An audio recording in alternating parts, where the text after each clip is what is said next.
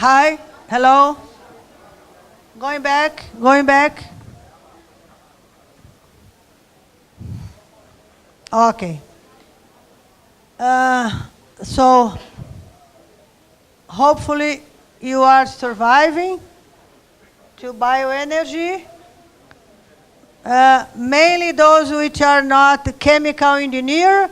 When Charlie was giving his lecture, I was wondering, those which are not chemical engineer, they must be worried about that.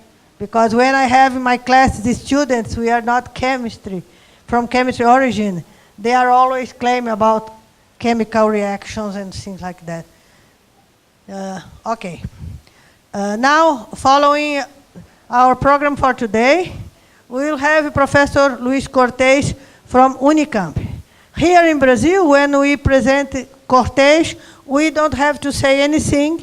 He's so much well known, and that we just say Cortez from Unicamp. And besides that, he's an old friend from many, many years. Don't ask me how many years, because then you realize how old we are. But for those which are not Brazilian, Cortez has been working with biofuels since the beginning of Pro-Alcohol program. He professor, now retired from Unicamp. He was vice rector of Unicamp. Unicamp is our State University of Campinas, here in São Paulo State. And he's one of the most important researchers on biofuels in Brazil. Everything you want to know about biofuels in Brazil, you ask to him. Cortez.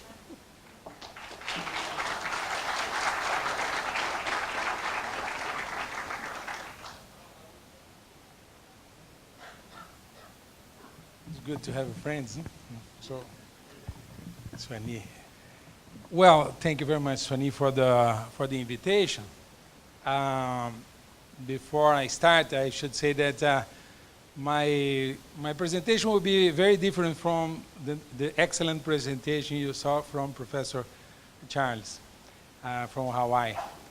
He was more focused on technical aspects of biofuels, and I'm not so technical, so I'm going to give you more points of view. So for that, I ask you the excuses, no? Because many things that I'm going to say are just my points of view, not necessarily things that you agree. So please forgive me if you don't agree with my strong statements, okay? So anyway. Let me see if I can follow the sequence of my presentation, no? So I'm going to say talk a little bit about the Brazilian energy matrix, an overview about the ethanol program in Brazil, considerations about expanding ethanol production in Brazil, challenges and commitments of Brazil in relation to environment, a perspective about perspectives of biofuels in Brazil, including biofuels for aviation and maritime use, and that will be it. So, let me use a little bit of time to explain this graphic. Well, when you see that, this graphic starts in 1970, and what you see in purple here is actually firewood. So if you look at the Brazil in the 20th century or before, you basically are going to see that Brazil is a big farm. Although we are here in São Paulo today, and the city that you probably know the most is Rio, no? But Brazil, if you go like I live 100 kilometers from here, and already my city looks like a farm. No? So when I come to São Paulo, already my feet are dirt, no? Because I come from the farm. So Brazil is actually a big farm, the biggest tropical area in the world, the biggest one. If you had to draw a map of countries considering photosynthetic potential, Brazil probably would be the Saudi Arabia of sunlight, no, of photosynthesis. Because we have the area of the United States, but it's all in between the tropics. And it rains considerably in this country. Right now we live in a dry season, but typically it rains 1.2 meters around the year. It rains a lot. We don't take too much care of water, but because Brazilians are not well, let's say, we think that the water is forever, and we don't consider. Right now we are waking up for this problem. So, but when you look at the matrix, firewood, what we used to call traditional biomass, was dominating Brazil until 1970. You may ask your question, then you see the firewood had declined in Brazil. One of the reasons was because of liquefied petroleum gas that was used in residence. When we were young, when I was young, not Swanee was not. She was not born at that time yet. No? So I remember we had many houses. We had fireplaces and to cook, and I remember going to my neighbors, and all this disappeared in the Brazilian life. No? And so firewood was totally abandoned in Brazil. This one that you see today is for industrial or commercial application. But pizza places that they make, they use firewood for cooking, but in houses, practically nothing anymore. And so petroleum displaced traditional bioenergy in Brazil. And at the same time, you see a tremendous growth of sugarcane products. You can say that if you add the two portions of firewood and sugarcane, probably they were a little bit constant in the last 50 years. No? So I would say that, and what was new in Brazil was, as everywhere in the world, the growth of petroleum. But definitely, Brazil had a lot of hydro. Hydro was, we don't have that anymore to grow. Most of the electricity was produced by hydro in Brazil. Right now, this will have to be produced with some other source. The hydro is still there, but not enough to grow. Most of the hydro potential is in the Amazon, and is distant, and the Amazon is basically flat. Basically, I mean, it's not flat really, but as far as hydro potential is if you look at the Amazon River, when it enters in Brazil, 3,500 kilometers until the Atlantic Ocean, there is only a difference in level of 200 meters. So not enough, really. You have to flood the entire continent to have 200 meters height difference. No?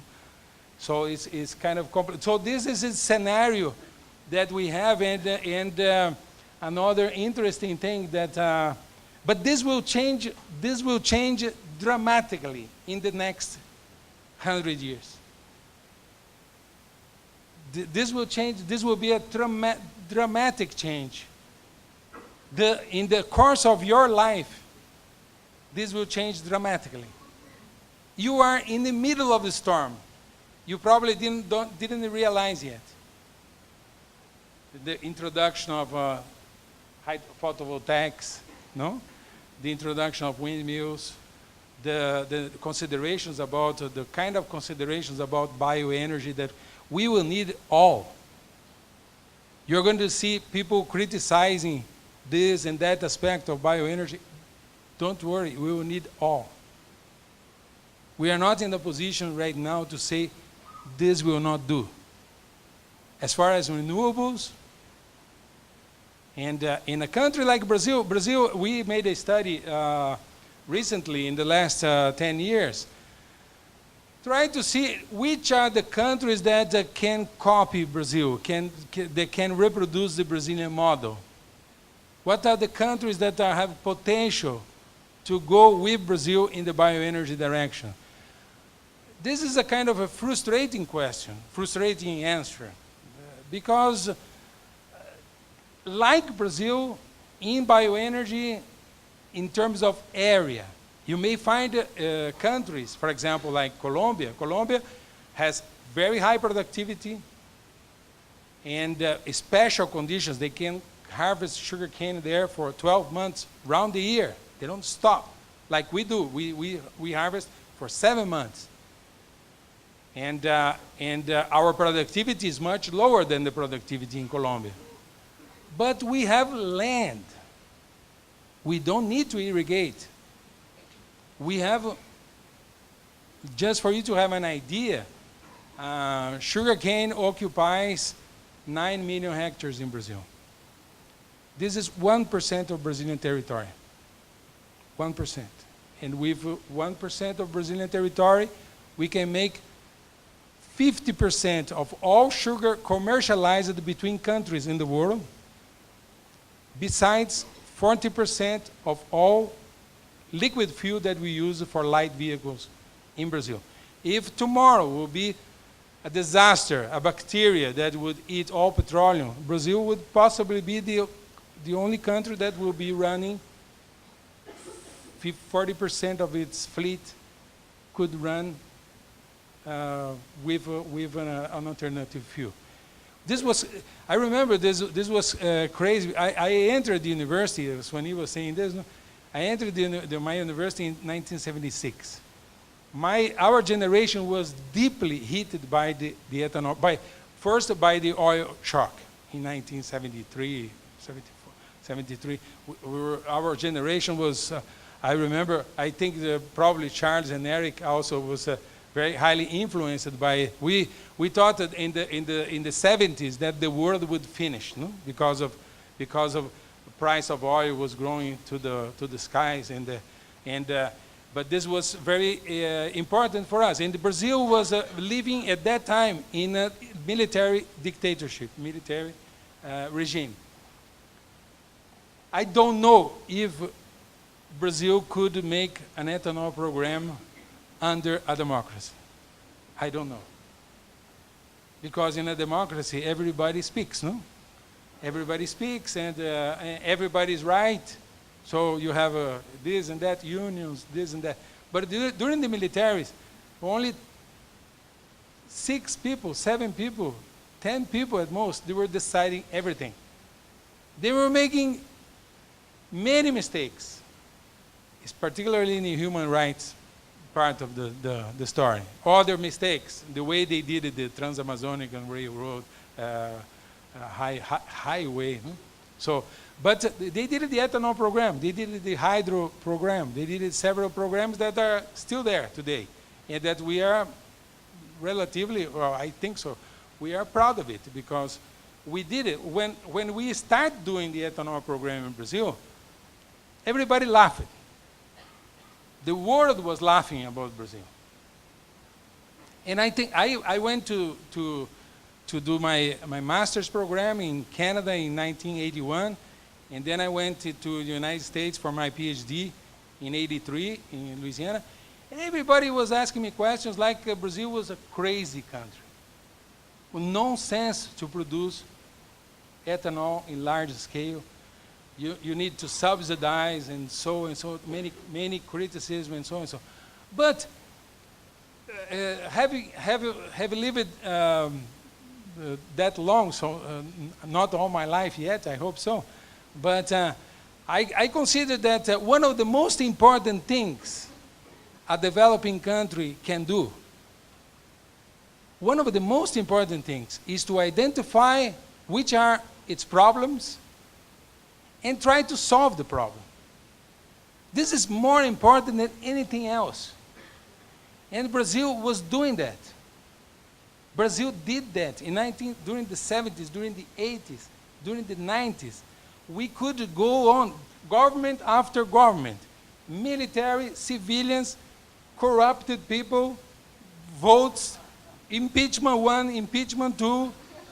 We were in a 50 year of a very hard political trajectory. Believe me, Brazil really experimented all problems you can imagine. But we were pursuing the goals of what was important for the country and transforming the energy matrix. And the one thing that was also very important in Brazil, I think Swani will agree with me, is that the government, whoever was in Brasilia, no, they were listening to us from the university. They were not necessarily doing what we said. Yeah, but many they did. Many, for example, Professor Goldenberg occupied important positions in different governments. And he was an energy guy. And he was interested in promoting environment. And he was discussing with the academy. And this was an important aspect. I'm saying that my presentation was very different from Professor Charles, because Professor Charles focused on technology. I understand that technology is quite important, but the human aspects, the political aspects related to bioenergy, to energy, to environment, to development, this is crucial, particularly in developing countries. In Africa, for example, when we're going to discuss these issues. No? So don't fool yourself believing that technology will solve everything. You needed to understand people. You needed to put yourself, you need to negotiate with whoever is in power. Somebody that you like or somebody that you don't like, okay? But you need to negotiate if you wanted to make the best for your society, your country. You need to be able to negotiate and to understand for example, biomass. I think, for example, let me give you a number so you understand what is the importance of sugarcane in Brazil. In the state of São Paulo. The state of São Paulo has 45 million people. It's only 3% of Brazil. 3%, 24 million hectares, São Paulo state. 5 sugarcane, 5 million hectares out of 24 is sugarcane in São Paulo state. São Paulo state has 600 cities, 300 in the countryside. 1 every 2 cities in São Paulo state has a sugar mill. 1 every 2 cities has in the city 1 mill that is the biggest employer and the biggest taxpayer. This is sufficiently important for you to understand that. Another point that you need to understand, few other things that we needed to understand each other about bioenergy. Bioenergy, don't expect it to be, to have a small, a brewery. I agree with Professor Charles. If I had a brewery, I could be rich. But in a sugar mill, how many good jobs you have? How many possibilities to become rich? Only if you are really the owner of the industry. Otherwise, the salaries that are paid there, everywhere in the world, you go to Louisiana, you go to South Africa, you go to Colombia, you go to Australia, salaries in sugar mills, they have to be low or to be replaced by instrumentation. You cannot pay engineers or technicians as you pay in the industry. You need to be realistic and short, really squeeze your money, because at the end of the day, at the gas station, you need to sell your ethanol to compete with gasoline. And that needs to be low cost. And to make a low cost biofuel, doesn't matter too much the conversion for the efficiency for conversion. What really matters is your ability to produce feedstock. Because in all biofuels I know, for aviation, for cars, for trucks, the range is about 60 to 80% the weight of feedstock in the final cost. So if you are not competent in agriculture, forget about biofuels. Because your money, you depend on that. Agriculture is what is going to dictate your success in, it's not the conversion. Conversion, you can buy it. Conversion, I go to South Africa, if I have money, I go there, fish tropics, go there to Sasol, no? What is the name of the company there? You buy, you can install anywhere, but agriculture, you cannot install anywhere. Or you have it or you don't have it. Land is you have it or you don't have it. Technology you can buy. Agriculture you don't buy. And you need to be competent with that, sustainable, as Brazil has been. We are evolving, we are progressing with the law. Meantime, this last 30 years, we made, for example, to mention one law, I call it Goldenberg's law, no? The law that stopped burning sugarcane in the state of São Paulo. This was considerably important, and particularly during the dry months, no? So this was something quite important for us. I'm not considering too much the... So let me go here, if I can... okay. I tend to not use too much my slides, as you can see. No? Okay, let's talk about the phases of ethanol program. I mentioned already that we had several difficulties and so. The first thing we did when this book that I'm gonna leave it one copy to Professor Swani, and if you can read Portuguese, I can give this to you or send you the electronic address. When I was doing this book for the 40 years of the ethanol program, I came to me the question: when did Brazil become interested about ethanol? And I saw the first things in the turn of the century, 19th century to the 20th century. There was a fair in São Paulo about importing. France was developing distillation columns, and this was a novelty. No, this was something new, and Brazil was they were making a kind of a fair to show that distillation was possible. This was turn of the 19th to the 20th, beginning of the 20th century.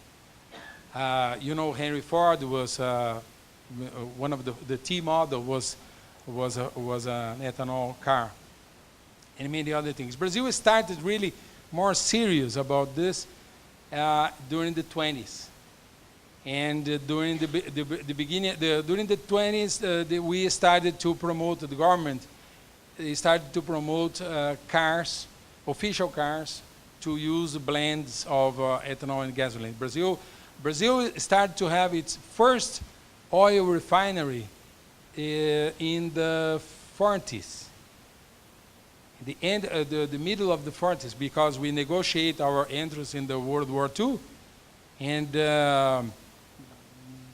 Brazil was until 1939 it was on the Hitler side, no? And so when in 42, when the United States entered in the war, they convinced us to enter on their side. And we entered on their side, and this was negotiated, and we got a refinery and a steel industry as a compensation for that. And Brazil, so until the World War II, Brazil was blending ethanol in gasoline. Just for you to have an idea, until the first oil shock in 1973, the average blending of ethanol in gasoline was 7%. Just for you to have an idea. And Brazil was learning. So I remember when I was young also, Swanee may not remember that, we used to have a blue gasoline. Remember that, Swanee?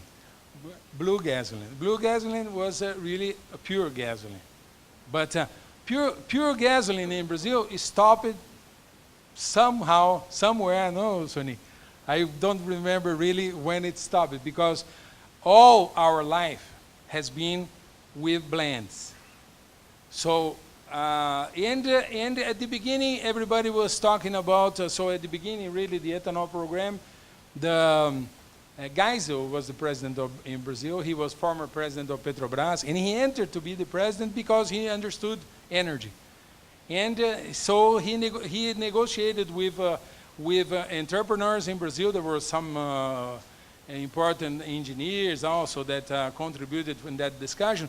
And they decided to convert existing sugar mills, put annexed distillation columns, and start to produce ethanol from molasses. This was the very beginning. Many countries, they do this. Well, today in Latin America, I think, if I may be mistaken, but all Latin American countries, they have mandates for blending. In most of the countries that they produce molasses, they produce sugar, they produce ethanol from molasses. Many countries, like, is there anybody from El Salvador here? No? Many countries in Central America, they make, or Guatemala, is there anybody from Guatemala? They export, they produce ethanol, they export to the United States and import gasoline.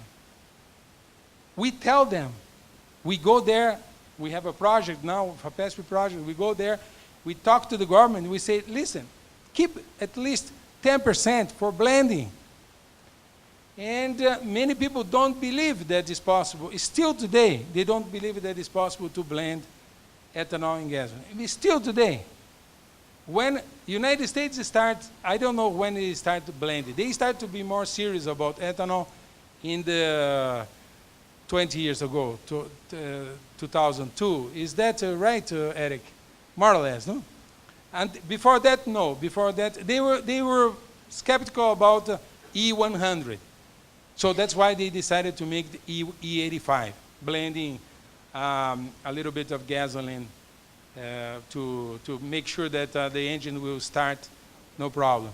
But Brazil we never added gasoline into the pure alcohol. We blended ethanol in gasoline, and the other fuel was E100. So we have, in gas stations in Brazil, we have only two fuels. We have E27, and this 27, you may ask me why? Why 27? Because we are going up with the blending. At the beginning, we blended 7%, 10%, 12%, 15%, 20%.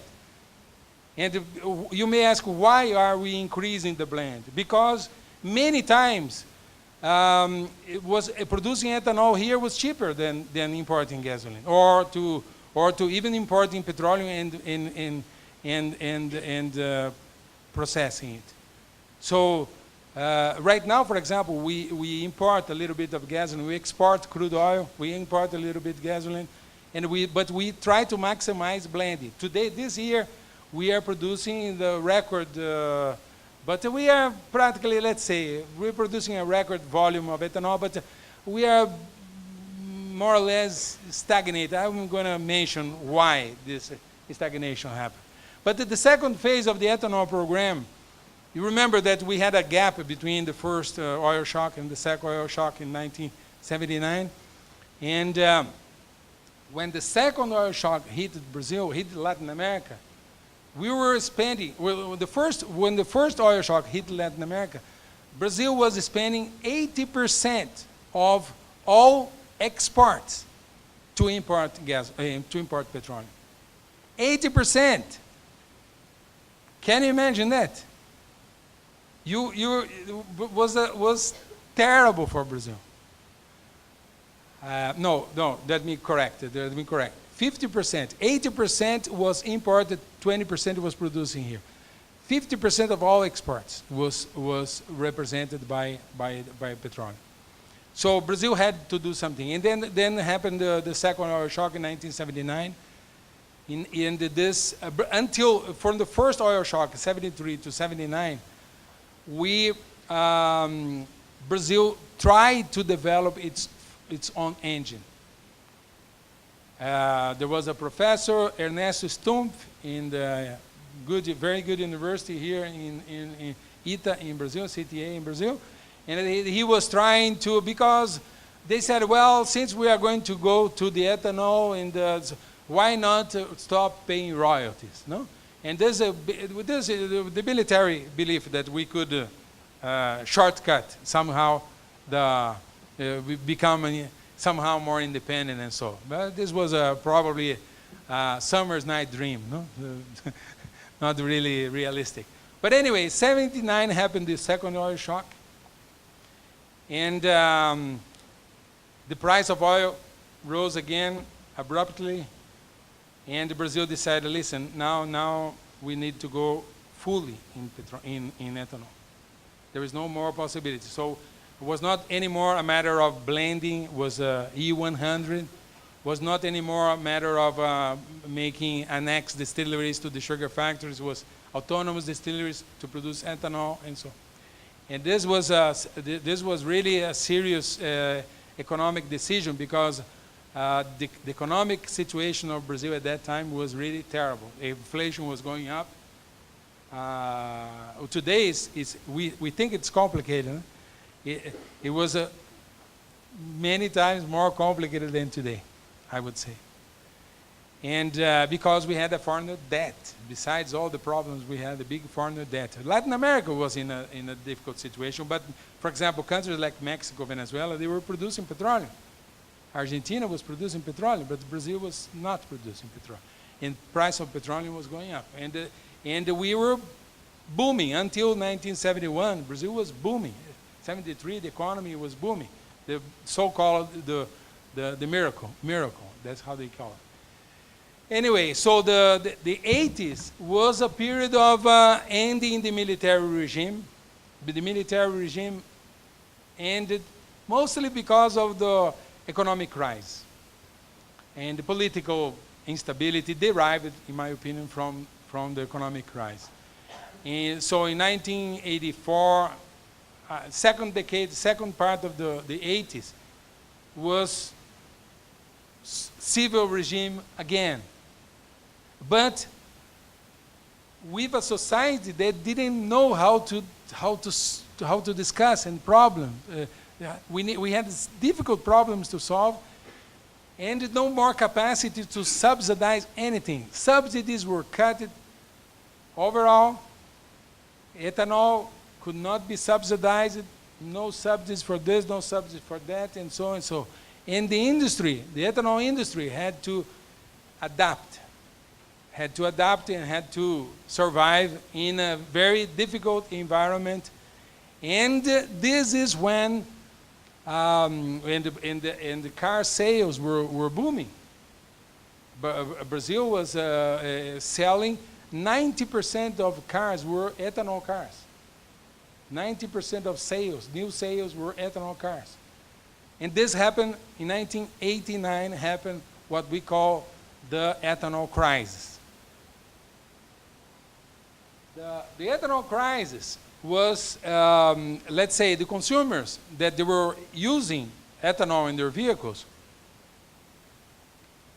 not the ones that were blended with gasoline, the ones that were used pure, E100. They thought they were fooled by the government, by Petrobras, because they invested their money in ethanol vehicles. And where was the ethanol? Where was the fuel? Brazil had to import methanol, suddenly had to import methanol and sell to supply, to cover the supply, the deficit. And so that was a serious crisis. For us, we learned a lot from that crisis, 1989. And then more political difficulties during the 90s, and so that you already know. I will not enter in details. And In 1994, 95, we had the big change in economics and in macroeconomics, and we started the stabilized economy, stabilized the real plan, stabilized the economy.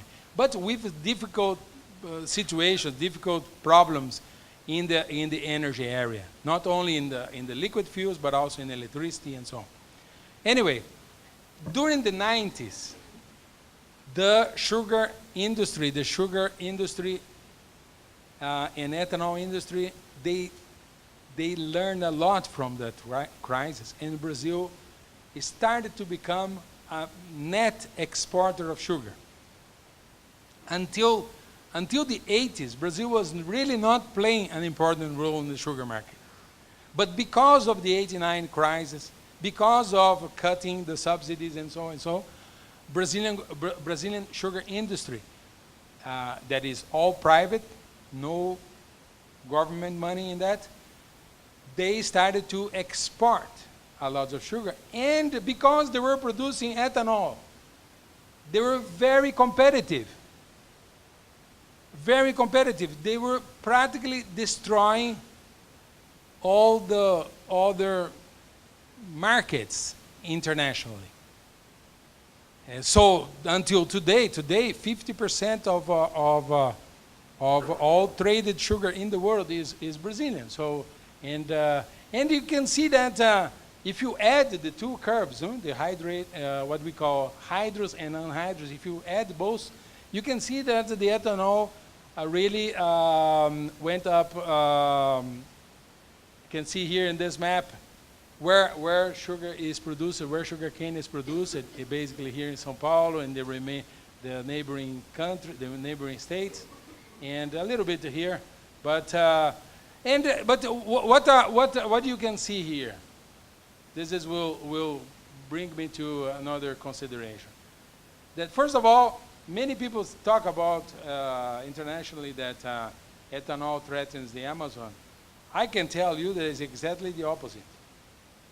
Because do you believe that if tomorrow we decided to stop ethanol production here, this is going to stop deforestation in the Amazon?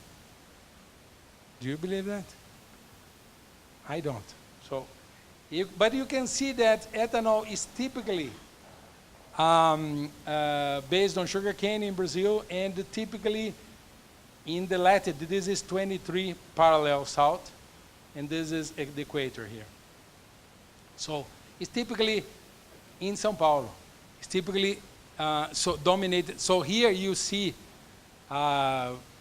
probably 50% of the fleet in the São Paulo state and the other states around.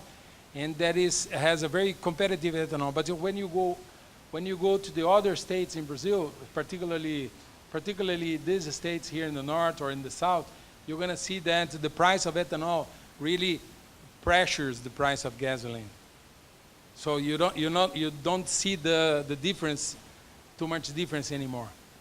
So this I'm going to come back to that later. This is a study that well, let me go back to that. The zoning, Professor Goldenberg also, when he was in the Secretary of Environment, right, when he promoted the zoning, the zoning for sugarcane. Today in the state of São Paulo, state of São Paulo is 3% of Brazil. 24 is a million hectares, the total. 5 is sugarcane. 9 is pasture land. Even in the state of São Paulo, pasture land is twice as much as sugarcane, and expanding. This is an interesting part. Once I went to visit Carnegie Mellon University. It's a famous university in the United States, and I had the pleasure to meet a professor there.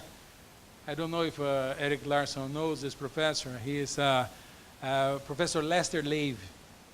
He used to be an advisor for energy in the Clinton administration, I think. And I was excited about the idea to make cooperation with Carnegie Mellon, and I went to. He conceded me 5 minutes, to talk. Okay. And he said, well, I'm just going to ask you one question. He said that to me. How much ethanol can Brazil make? I already know that you can make it, so and so and so and so. How much ethanol can you make it? And 5 minutes, huh? So I didn't have an answer for that question. So I came back to Brazil, asking myself, and this was back in 2002 or something like this. And I came back with that question. I said, I'm going to try to answer that question. And we decided to put together a project, to see how much ethanol could Brazil produce if we really wanted to make large volume. We asked ourselves the question: Can we make ethanol enough? This is an academic question. Doesn't mean that we're planning to do. Okay? How much ethanol can we make? Can we replace 10% of all gasoline used worldwide? Can we make it in Brazil? 10% of all gasoline? How much is that? How much is that? So we asked that question. How much, that time that we put together this project, 2005, the volume of gasoline consumed in the world was 1.2 trillion liters. 1.2 trillion. If you correct it by the heating value, you're going to arrive in 1.5, 1.6 billion liters of ethanol. So it means that if we make something near 200 billion liters in Brazil, we could, by the year 2025, to substitute 10% of all gasoline consumed worldwide. Does it make sense? Probably not, because you need to ship this, you need to negotiate. Countries are, protect each other, protect their barriers, their business, and it's very difficult to break this kind of, particularly Brazil. Brazilians are not very good salesmen. Even saleswomen also, they are not very good to sell their products. Well, coffee, for example, we don't sell very well. In many other products, we don't sell very well. But anyway, the question was there. The question was there, and when we made this question, Embrapa said, "Listen, you are crazy." We mapped Brazil, and we said that we have 300 million hectares available, and potentially could be used for sugarcane production in Brazil. 300 million hectares. Do you know how much is the land for agriculture in the world? It's 1.5 billion hectares. So 1/5 of all available land for agriculture, we could plant sugarcane in Brazil alone, without touching the Amazon. Amazon is 450. So this means that putting aside the Atlantic forest, the Pantanal area, some other regions in the very dry in Brazil, we could 300 million hectares we could put in sugarcane. And Embrapa, the Brazilian government, said, "You're crazy. You are not going to do not even a portion of that." And they mapped it. And they put many agronomists, and they said, "Listen, what you can do is 60. But 60, it's a lot. Do you know how much land is necessary for Brazil alone to substitute 10% of gasoline worldwide? 25. So imagine, 60. Embrapa agrees with 60. We have it today, 9 with sugar and ethanol. With additional 25, we could, if we wanted. We will not do it. But we could replace 10% of gasoline worldwide. This is fantastic. With first generation, we're not talking about the second floor. No second floor, first floor. Okay? Second floor are for those countries that need second floor. We don't need second floor. We can make it on the ground.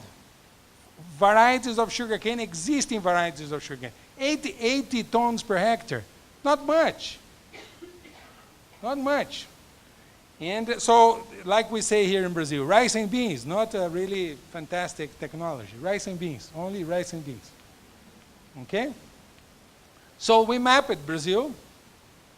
You see, for example, the most important problem in relation to biofuels, when you talk about agriculture, the most important problem is related to water, is related to precipitation.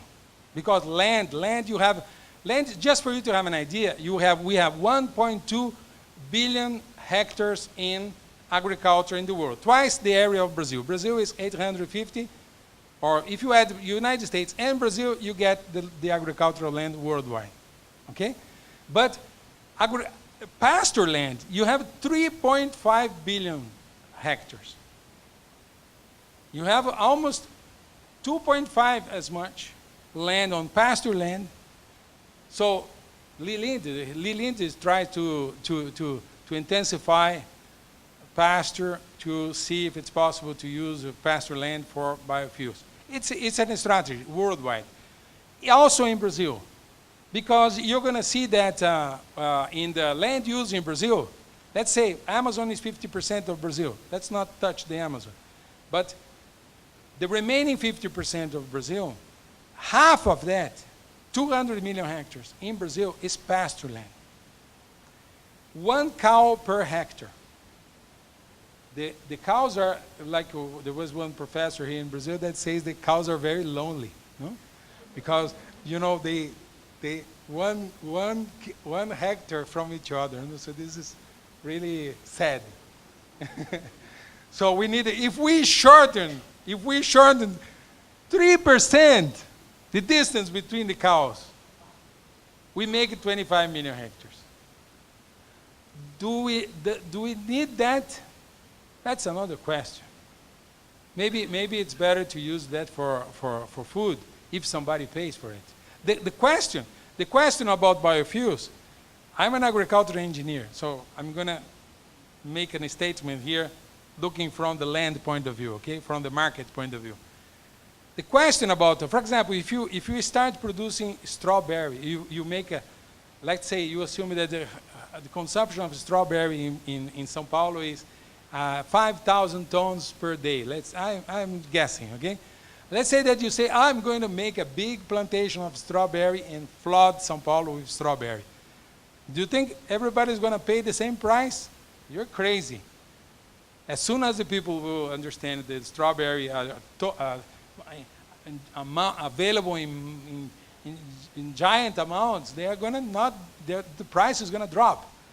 What is the beauty about bioenergy? The beauty about bioenergy is that it's elastic. Doesn't matter how much you make. The price will be the same. Because a car eats more than 50 people, 100 people. So that's the beauty about for business. So coffee is not the same. If you put coffee in Brazil, Brazil is already the largest producer. If we double the production, price goes down. Soybean goes down. Corn. So food in general is not elastic. Milk is not elastic. You can make cheese, but you cannot make a cheese for China. How many Chinas can you make to drink all the coffee, milk, meat that Brazil can make it? So if we are a country of agriculture, we need to invent something that requires land. And for us, what requires land is sugarcane, eucalyptus. Beef is not really a good idea because beef, if you calculate the life cycle analysis, if you make a life cycle analysis for beef, the world didn't realize that yet, but it's very poor. We need to do something about that. We cannot afford to have 1 hectare, 1 cow on it. It's too much land. We need to put something better that protects the land, protects the environment, better than the beef, better than the cow. Maybe biofuel is a transient solution, but is the solution that we have. Is one of the good solutions that we have. But so we mapped Brazil, and with good people. We did this kind of maps. We involved Petrobras. We asked Petrobras how much will cost to transport from inland to harbors and ship it to other countries. And so we did this kind of studies, and it was very exciting to do this. We did this. We invented a kind of standard distilleries that were clusters, because until now the mills were isolated. We invented a cluster of mills, 15 mills altogether, that you make a pipeline to the harbor. So it was very exciting to do this. Part of this is already was constructed. Part of this was constructed, of course, not because of our own. But now the challenges. I don't know what time is it. 5? Okay, so I have some time. So this is how much land just for you to have an idea of land use. No? So this is just for you to have an idea of land use. Okay, so the ethanol in Brazil is constructed, let's say, in 3 levels of flexibility. When you see the word flex, you may refer to the car. But actually, the flexibility that we see in the ethanol program in Brazil is not only in the car. First of all, there is a flexibility in the field, because the varieties, you can make it more sugar, more sucrose, more fiber, and so and so. There is this kind of right now there is even it's appearing in the market, the energy cane. No? So energy cane that is supposed to have much more fiber than the ordinary cane. No? So this will if we know what to do with the fiber. The problem is that we know more what to do with the sucrose than with the fiber. The fiber, right now, developed technology. Really, we have the Rankine cycle that we can burn it and make electricity.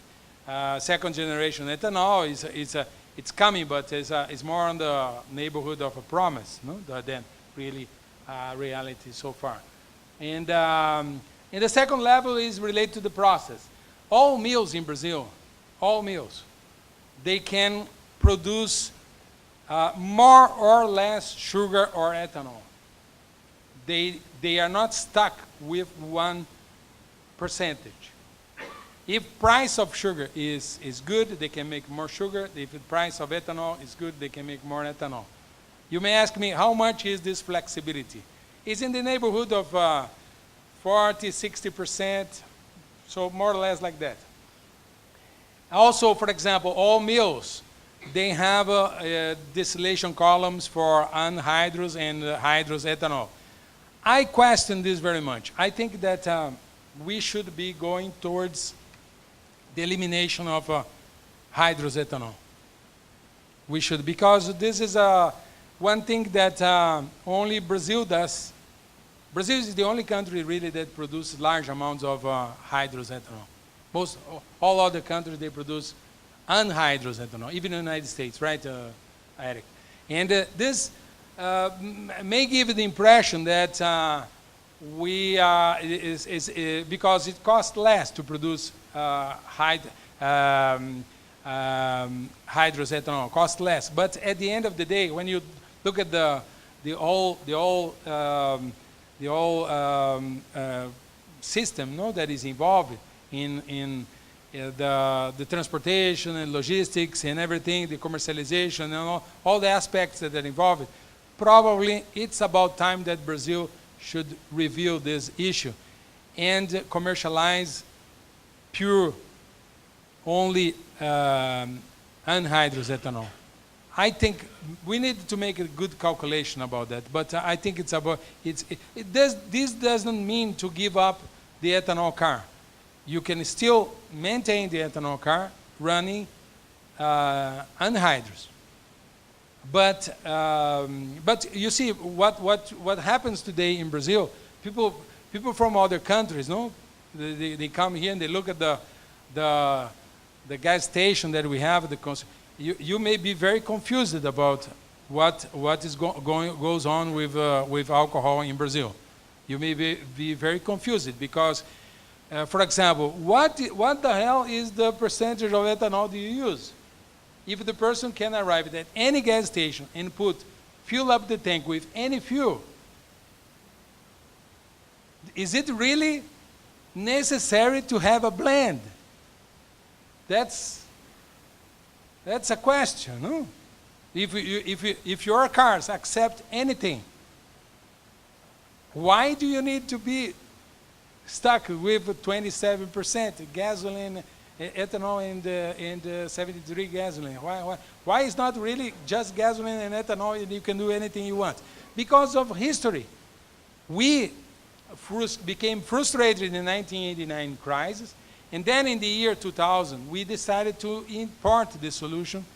Part of the solution was the developed in Brazil, the flex, the lambda,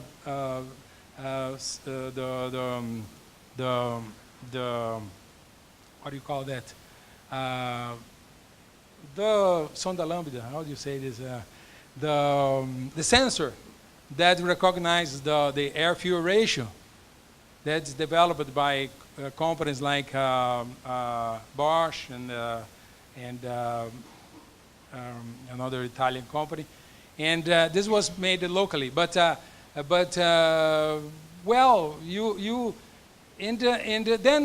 the flex fuel car, it was a good solution from the marketing point of view. Was a good solution because then the sales jumped from 1 million, 1.5 million to almost 4 million cars per year. It was very good from the commercial point of view. But from the consumer point of view, there are some questions if we did the right thing. But marketing-wise, it was the right thing to do. But right now, for example, right now, I'm going to start to talk about one thing that you should be seeing in the coming years, the electric vehicles. Electric vehicles is something that is emerging now. No? You hear about electric vehicles. You may even, if you are interested on biofuels, you may be even asking yourself, what is the future of biofuels if the electric cars are coming? That's a question. That's a good question, actually. But believe me that electric vehicles are more likely to start. They are starting already in developed countries, that they can pay high prices for their cars. Here in countries like Brazil, we cannot pay high prices for the cars. The average car here will cost in the neighborhood of $7,000, $10,000 at most. I mean, and cars manufactured by companies like Tesla, companies that are sell expensive cars, relatively, maybe not expensive for countries in North America or in Europe, but for us are very expensive. So if you ask it, the different groups of stakeholders, when the electric vehicles are going to start in Brazil? Production, commercialization, so far is a curiosity. You may find here and there somebody that has a hybrid car. It's still a curiosity. In Campinas, my city, we have 3-4 stations to recharge stations. I never saw anybody recharging anything. It's just more for birds to be there. No? But it's coming. It will come. It will come during your lifetime. You're going to see a dominating. If you look at the numbers in the International Energy Agency, if you look at those numbers of International Energy Agency, you're going to see that the years between 2030 and 2060, this transition are going to intensify, but more likely in markets like China, Europe. I believe that United States will come a little bit later than Europe and China. I believe because of all the, when you have an infrastructure, to change your infrastructure is not simple.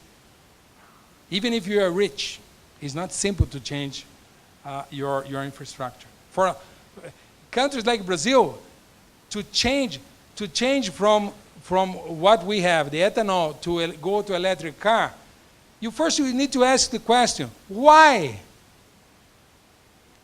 Why? Why are we changing from ethanol to electric vehicles? Why? Is CO2 the discussion? If we look at the papers that were published so far, if you compare life cycle analysis of electric options and sustainable biofuels, not any biofuel, sustainable biofuels. If you compare life cycle analysis, you're going to see that we are in the same neighborhood. So why are we changing? Why are we going to change from something that already gives us the same CO2 emissions? I mean, why? But we are going to pay a big price for this because we don't have in Brazil an automobile industry. All cars that we have in Brazil are manufactured locally, but by companies that are from other countries. I'm not against that. I'm in favor. Welcome. Ford, Chrysler, Fiat, Volkswagen. Welcome. But because we don't have any company, Brazilian company, do you know what is going to happen in the long run? Is that we are not going to have solutions developed here to compete with electric vehicles. We are not going to have. We are in the process right now. I'm discussing right now with some other people to put together a roadmap to compare the options of electric cars and the ethanol solutions. Believe me, we have 5 or 6 possibilities with ethanol. Also, the bioelectricity. Don't forget that two-thirds of sugarcane is fiber. And that fiber goes to produce bioelectricity. So, question, would not that be a good way to use the bioelectricity to run cars, electric cars? This would not be something interesting, and it would be an extension of what we do already with the ethanol. So a roadmap involving ethanol solution, it's a must. We need to do this. Your generation needs to get involved, unless you want to become really a follower, no? Just a follower, just to follow what everybody else decides. No? So, but anyway, the third possibility for flexibility that we have is given by the consumer and the regulation. The regulation is the government agency that exists in any country. And the government regulation will state if how much is the mandate, how much is the percentage, the blend, how much, so it gives a certain possibility in terms of not only the engine. That's what I'm trying to emphasize. And one thing that we need to recognize is that the sugar is the main. If the person plants a sugar cane, the idea is to produce sugar. They need to produce sugar to pay for the whole thing. It's like, for example, in the United States, every biofuel needs, how can I say this? Bengala, Sony, walking stick, exactly, walking stick. Every biofuel needs a walking stick. The walking stick so far for ethanol was sugar. In the case of the United States, for example, they have corn. When you produce corn, it's not only starch. Starch is what you use to produce ethanol. But you have a protein, you have fibers and protein. And that protein, that fiber, is used to feed cows. But so you may ask yourself, why did the production of ethanol in Brazil stagnated in the neighborhood of 25, 26, 27 billions of liters of ethanol? Why did it stabilize, stagnate at that time, at this level? Because we cannot sell more sugar. The sugar that we produce is already, right, this year, particularly this year, is the first year that we will produce less than 30 million tons. And some of the European countries, they are very happy because they can produce more sugar there. No? But we would like very much to see other countries using the Brazilian model to produce sugar and to produce ethanol, develop their markets, and would be good, particularly for developing countries. If you're already rich, you don't need that. But if you need jobs, you need agricultural activity in the rural areas, you need this kind. You don't want to have more people inflating your big cities like São Paulo, for example. If you needed to have more rural development, the idea of producing biofuel, it's a good one. Then you can produce your own sugar. You can even export if you want a little bit of sugar, but you can produce your own bioelectricity. That's the so-called Brazilian model. But we cannot go beyond that. Our model has reached a certain saturation. We cannot see another decade and we doubling the production. We don't produce to export. Our ethanol is for us. We don't produce to export. Actually, when we need a little bit, we import from the United States. We don't really export ethanol. We needed to invent another model if we wanted to expand our production. And what would be this model, this new model that we can use? What are first? Imagine for me to come to these conclusions, right or wrong, right or wrong. I walk a lot, I think a lot about the problem. It's not really something that just came to my mind. I believe that in a country big as Brazil, 200 million hectares, 200 million heads of beef, what we need to do is, if we wanted to improve the environment, if we wanted to create wealth in the rural environment, we need to shrink, to intensify beef production. So far, the Brazilian cows are eating only grass. They cannot. We need to shrink. We need to bring them. But sugarcane. If you look at the experiments in the state of São Paulo, there is one sugar mill. Suani probably knows, Vale do Rosário, in Ribeirão Preto. It's a town 200 kilometers from here, 250 kilometers more or less, Ribeirão Preto. And there they have 22,000 cows eating hydrolyzed bagasse. It's nice, hydrolyzed bagasse, but bagasse is not really an ideal feed. It's good to hydrolyze to make it more digestible, but you need to really to put something more protein. You need to put protein. And looking at the solutions, looking at, for example, the United States, I will confess that I always look at the way the Americans produce ethanol with a certain prejudice. Forgive me, Eric, forgive me. But it was my fault, my fault. I always look at it with a certain prejudice. But today, I believe that they did what was good for them, and maybe a little bit of what they do there may be good for Brazil. Because Brazil has a lot of cows. We produce in the neighborhood of 10 million tons of beef a year, of meat a year. We export half of that. We produce as much as the United States in terms of beef. But we needed to have a better life cycle analysis.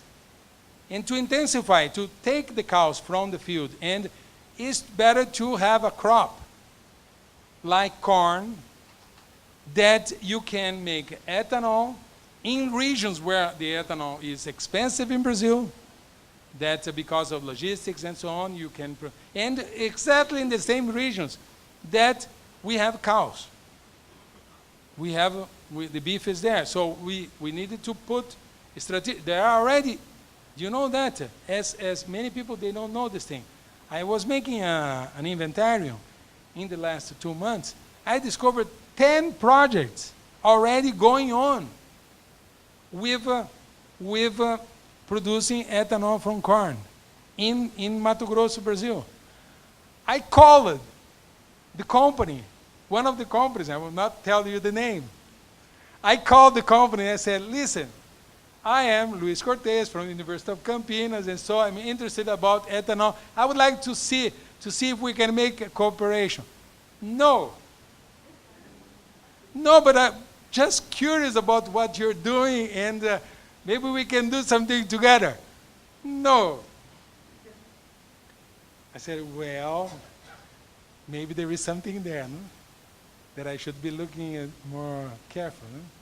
So I'm talking with some other people. Let's put together a project to understand the situation. I'm convinced that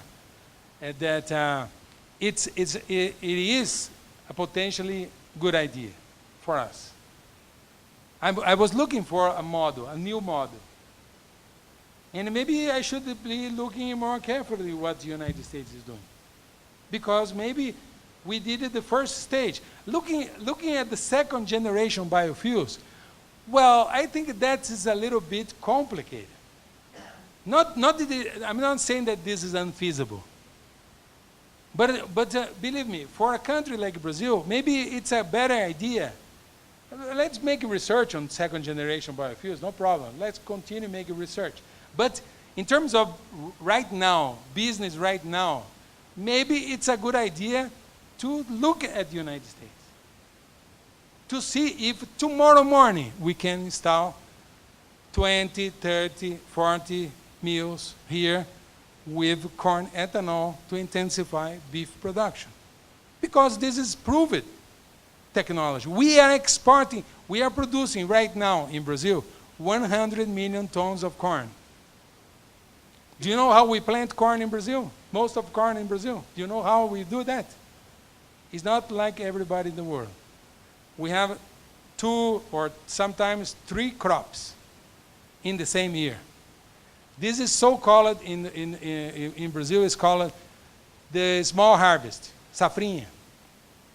So we plow, we plant soybean. When we harvest soybean, we come and plant corn without fertilizer. We take out we harvest soybean, we plant corn without fertilizer. We get 6 tons per hectare. It's not much. In the United States, the average is about 10. But that's the only crop they have.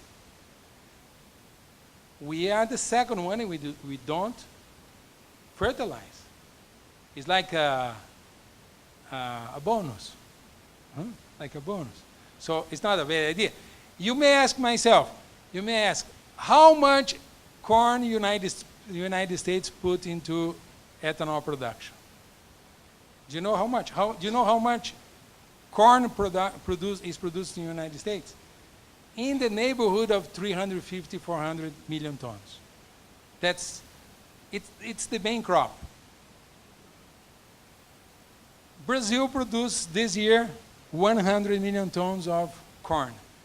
That coincides, it's the same number that the United States puts into corn production. So this means that if Brazil tomorrow, instead of exporting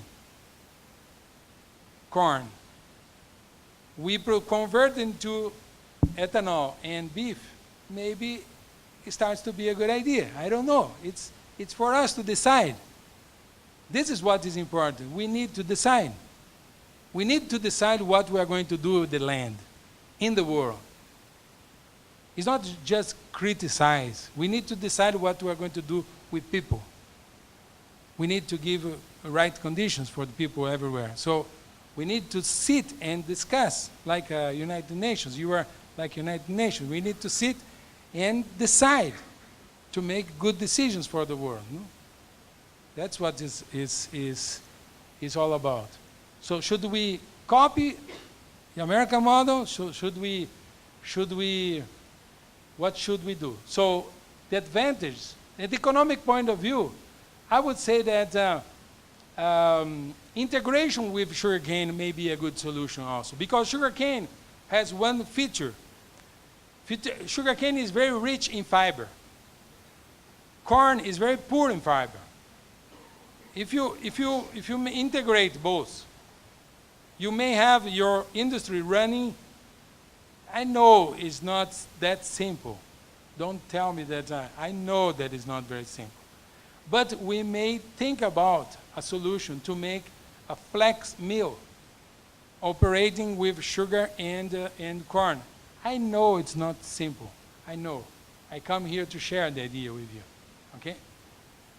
So, market. We could nationalize, because many of the regions in Brazil that produce corn are not producing sugarcane, and vice versa.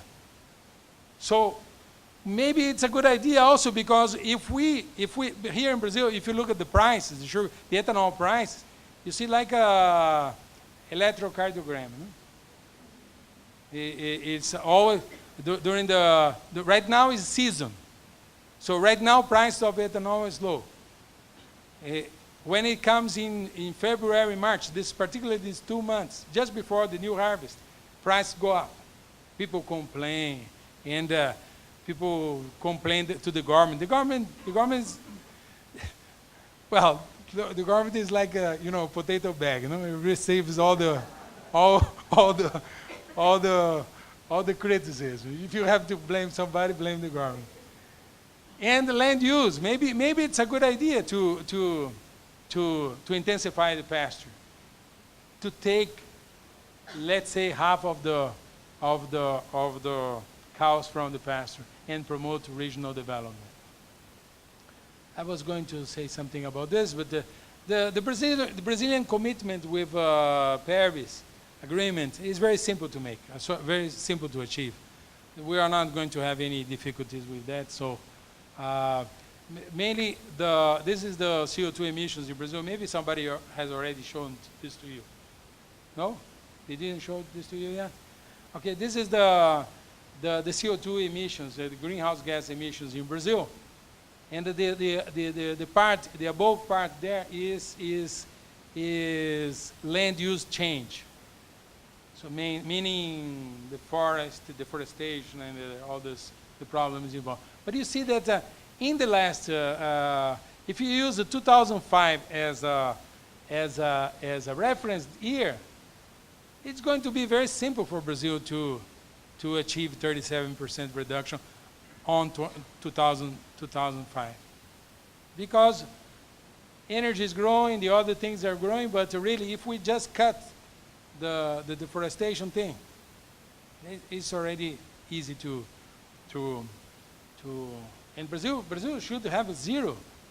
Brazil should have zero deforestation, no doubt about that. Trends, electric mobility. I was talking to you about that. You can see here in this graph, in the blue is gasoline. And the years here, just for you to have an idea, this is 2060, this is 2020. So the gasoline cars and diesel is also coming down. So we're going to see a family of electric vehicles going up. No doubt about that. This is a table. You're going to stay with this table if you want, but the Professor Lewis Fulton came here and presented this table to us, showing what are the possibilities for biofuels, fossil fuels and biofuels, the market in 2010, 2050, for considering light vehicles, trucks, maritime use, aviation use. So this means that we're going to have a market. Because we don't have a solution really for maritime, as Professor Charles showed you, the aviation. The aviation doesn't have a solution for, not simple to make a 747 electric. Huh? Not simple. Imagine the battery, you know? To do, not be a simple task to do. I can't really see this very well. The reading thing is, but if you're gonna get the presentation, so it'll be easier to. I see it as a good alternative. In the few years before, Boeing and Embraer, that is going to be in 1 year. It's already Boeing, you know. So they asked us to do a roadmap for biofuels for aviation, and we did this document for them. But to tell you that if you, I'm going to leave this with Professor Swani.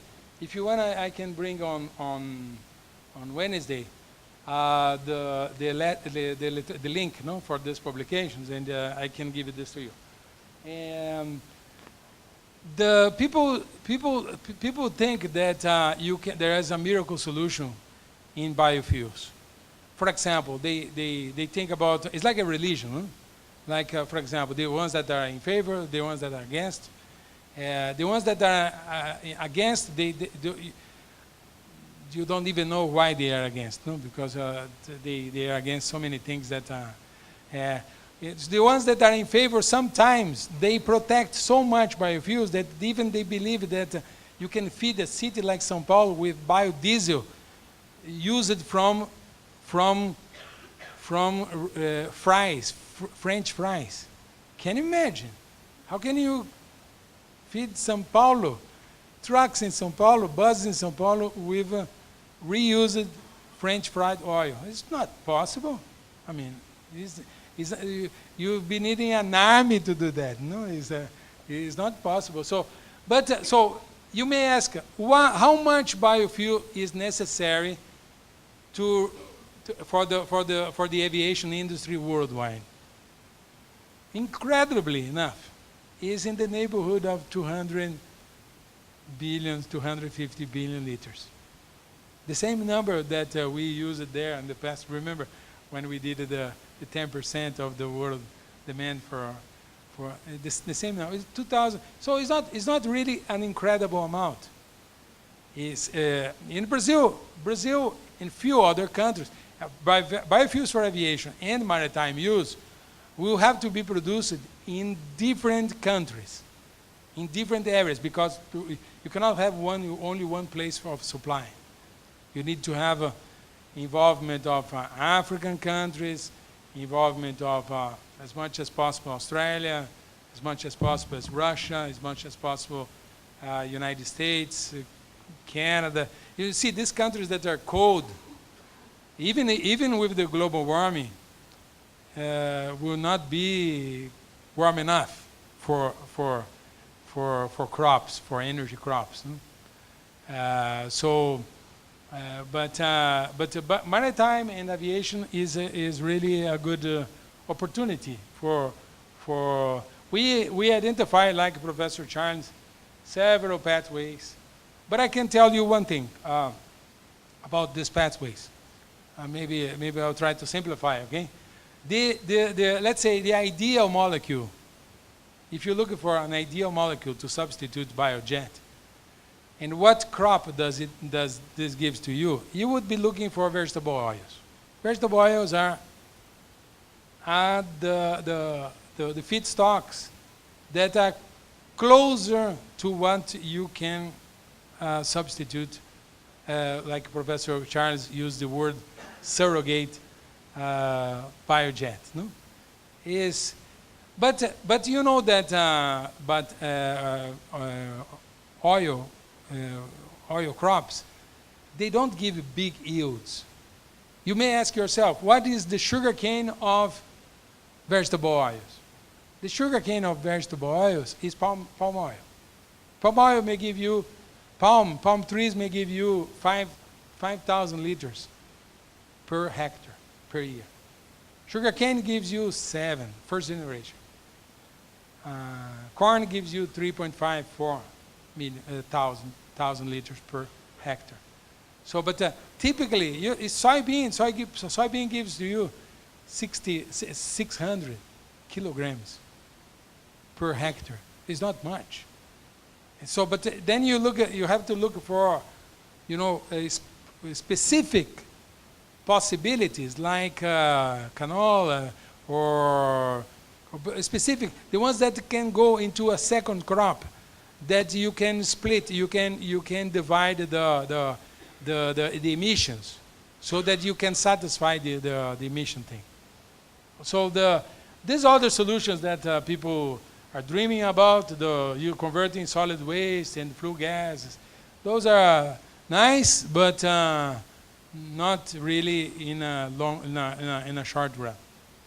Anyway, I think that Brazil should use the existing expertise about ethanol in cooperation with countries like European countries, United States, and some other countries that are interested in this, to develop as much as possible. You need to have an adequate crop. You cannot really produce biofuel without an adequate crop, an adequate system, production, an adequate agriculture. Agriculture is crucial. Most of you are probably studying, those that are involved in biofuels, are probably studying conversion. Conversion is not really crucial. Well, for second generation it is. For second generation it is, but for first generation really is not crucial. The crucial thing is agriculture. Agriculture is really terribly important for biofuels. And believe that the amount of money you're going to make, for example, sugarcane, interior of São Paulo, 7,000 liters per hectare. People come to me and say, can a family live with? I say, no way. Would you like to live with 7,000 liters of alcohol? Professor Swani said 20 cents of a dollar per liter. I would say that probably if you go to 50 cents of a dollar, cost, not profit. Let's say that you go 40 cents, a compromise between me and Professor Swani, 40 cents of a dollar per liter, 10%, 10 cents profit. You're talking about $700 per year, income per hectare. This is nothing. For a family, this is nothing. For a rich guy, that's a good enough, because then you multiply by 30,000 hectares, you make money. But really for a family, that's nothing. You need to plant strawberry, you need to plant coffee. You can't plant biofuels. Biofuels are for rich people, for countries that have a lot of land, a lot of possibilities and so on. Those are not for many countries in the world. When I mean rich country, I don't mean necessarily countries with $10,000, $20,000, $30,000 per capita. No. A rich country in terms of land. Mozambique, for example, is a rich country of land. It's a good idea for Mozambique. But not necessarily for all countries. No? So solution is each transportation mode requires a different solution and so on. So let me go to the conclusion now. You are probably tired of me already. So Brazil has enough land. When we fly here from São Paulo to Manaus, you're going to only see adequate land for agriculture. No? But we needed to invent another model that will be possible to expand. And maybe aviation, maritime, and bioelectricity is also very good for that. I would say that it's inevitable. The markets are changing very fast. we are going towards a more electrical world, more electrical energy matters. Photovoltaics is going to take time, at least here in Brazil, to achieve one Itaipu. It's going to take time. Wind has already achieved that, no? So by installed capacity. And anyway, now if you want, we can discuss a little bit. Thank you very much.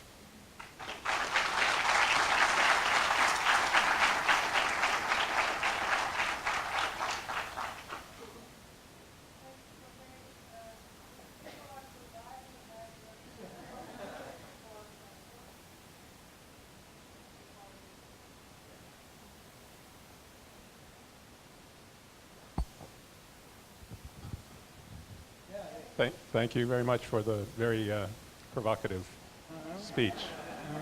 I was interested in your idea about corn ethanol. Yeah. So corn makes a lot of fiber in addition to the grain. Yes. Maybe not as much as sugarcane, but do you think it could be a similar model of the grain going to ethanol, but the fuel for the processing provided by the fiber from the corn production?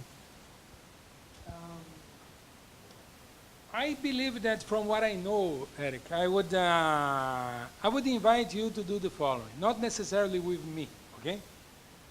But I would be very glad to make this interface. I think we needed to put a group of students, Brazilians and American. Anybody else who wants to participate in this joint effort would be nice. Trying to study the benefits of adopting, for Brazil to adopt the American model. The American model of producing ethanol. The United States produces ethanol from corn in two different ways that are not too different, let's put it this way. No? But the main characteristics that I see is this integration with using the dry distiller's grain into composing a good portion of the beef feed. And I think creating feedlots, Brazil right now, just for you to have an idea, Eric, maybe 5% only of the Brazilian beef production is in feedlots. Only 5%. So we needed to make changes also in the animal breed.